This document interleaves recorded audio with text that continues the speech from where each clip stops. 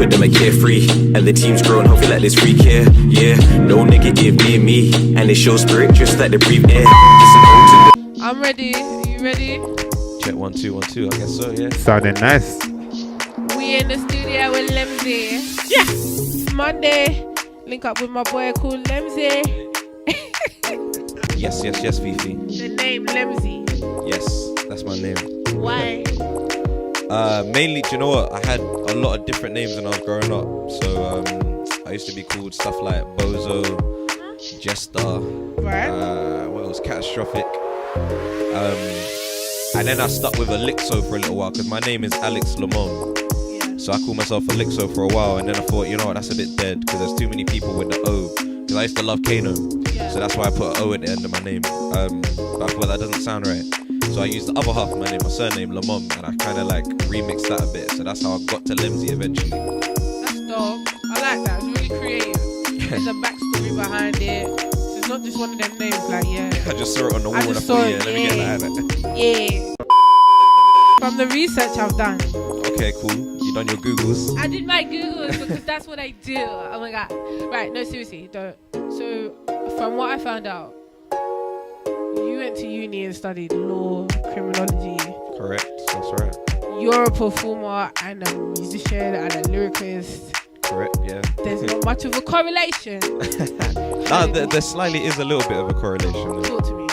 So, studying law of criminology, it is very, very separate. They're two different things completely, but there is an assimilation between the two, and it comes a lot with the fact that my strengths have always been that I like words and I like engaging with people via writing things down. So it helps me in terms of being a lyricist, if you want, where I talk about different concepts, talk about different ideas. I'm able to like write from different perspectives as well, simply because it's been in part of what I do, regardless of it being within music or outside of music, i.e.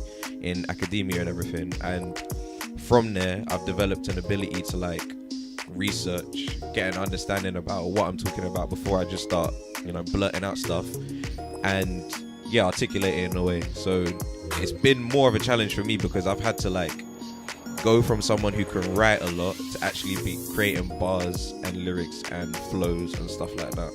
Okay, so that was a lot of growth that came from that. Yeah. Okay, that's dope. So from listening to your music, I get a very Kendrick Lamar conscious rap vibe. Is he one of your inspirations? I really like Kendrick's music, the majority of it. Inspirations is hard for me just because I get inspired by so many different things, and it all depends on like what I want to talk about at the time. I think between Kendrick and I, we both have similar influences and inspirations, which is probably why you can see a pattern in our music, I guess.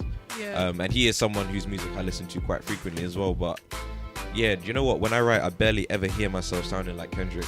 You don't think so? No, it's only when other people tell me, I'm like, okay. I take it though, because I like his music, so it makes sense to me. Not like, oh yeah, you sound just like Kendrick, but it's kind of like, the whole concept and like how the essence of our music. Yeah, the essence of it, which I think is definitely necessary for everything that's going on, because I think a lot of music is great music, but then it's we're almost forgetting that there's a power in the talent to use as a tool to send a message, to influence, because you're becoming an influencer. And I think that a lot of music has become saturated, if you say, into there's a lot of microwave music, man. Microwave music, literally lasagna. Exactly. Yeah, literally you slap it in and it's good for that moment. It's good while you consume it, and then you think, I'm actually hungry again. So that's why we're in a culture now where people are churning out so many songs all the time, because they feel they have to fulfill some sort of need and demand, where I almost got trapped into that. But I said to myself, you know what, if I make a really good song, people should want to listen to this really good song next year as well. That's how I feel. Yeah, that's how I feel about good music. I feel like I will go back. I might not listen to it every day for a whole year, but when I go back to it next year, I'll be like, this is a tune. Yeah, that's dope. So I've seen you perform. There's a lot of energy. I like the live band. Thank you. I like all of that. Shout out to the band. Shout out to the live band. What song would you say was is your favorite one to perform? Ooh, that's close. Can I name more than one? Can I do like a top 3? Yeah. All right, cool. If you ever come and watch me perform, and you should. Yeah, which you should. Watch Me Perform, That's the Code. Yeah. That's a kind of newish one, but I like performing that, especially with a band. Watch Me Perform Flawless as well. That's kind of old, but sounds sick with a band. And also Hidden Gems with Tonya as well. Those three with a band are like, I enjoy them. All right, cool. Is there any experience during your musical journey that you would say has humbled you or has like made you, you know, feel like you could have done it better or done it in a different way so far? I've had a lot of coming up in the music scene. For me, I was very DIY, so I never had anyone who I could lean on and say, take me to this show please, or like help me get in the studio with XYZ. So coming up, I used to do loads of open mics, and I used to literally just like find a venue, and if they said there's an open mic, I go there, run down there, sign my name up, and da-da-da. There's one place, I won't name it, but it's in Shoreditch, and there was 3 times I went there, signed my name up, I was one of the first people there, £5 entry each time. I was like, cool.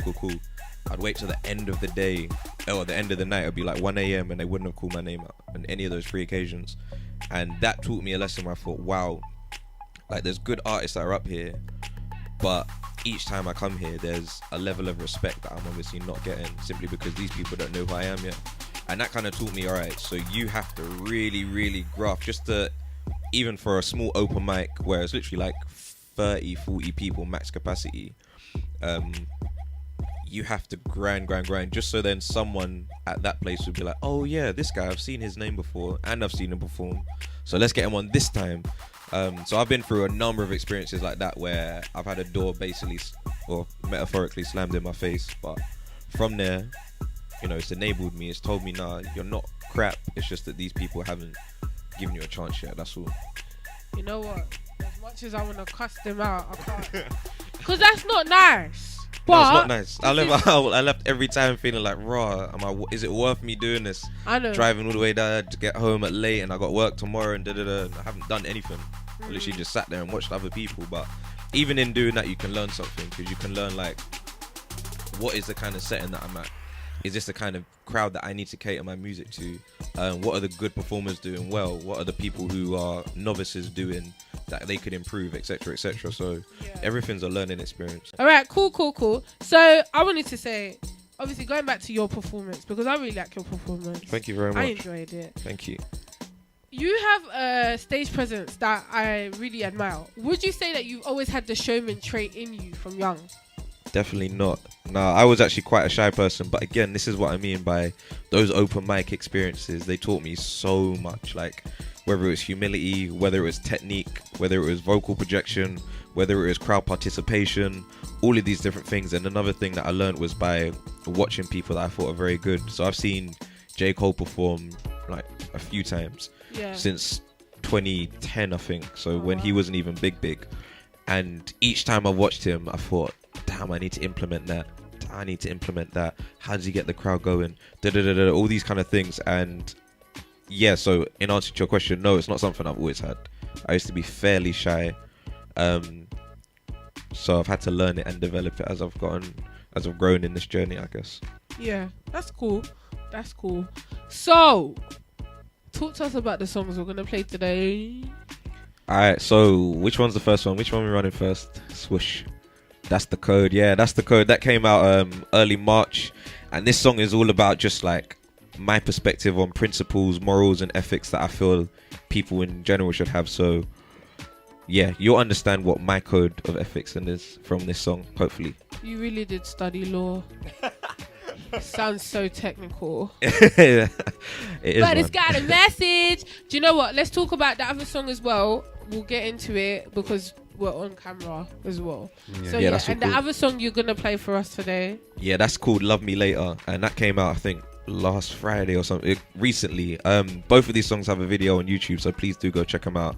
Love Me Later is all just about people who don't hate you, but people who can see your journey happening. And while nothing big or substantial has happened, they don't want to say anything. Yeah. But as soon as some form of success or you hit some sort of peak, they'll come around and say, oh, I've been watching this whole time, you've been doing sick. Oh yeah, you remember me, did it like It's an ode to those who chose the road to grow. Disclose the soul to show that it can glow. But know the foes can roll to take the toe. But stay in the toes, you're told that's the code. Cause I provide the vibe for us to roll. I provide the hype of flight is low. I describe my life and what I wrote when I pass the word to soul, you know the code. I provide the vibe for us to roll. I provide the hype of flight is low. I describe my life and what I wrote when I pass the word to soul, you know the code.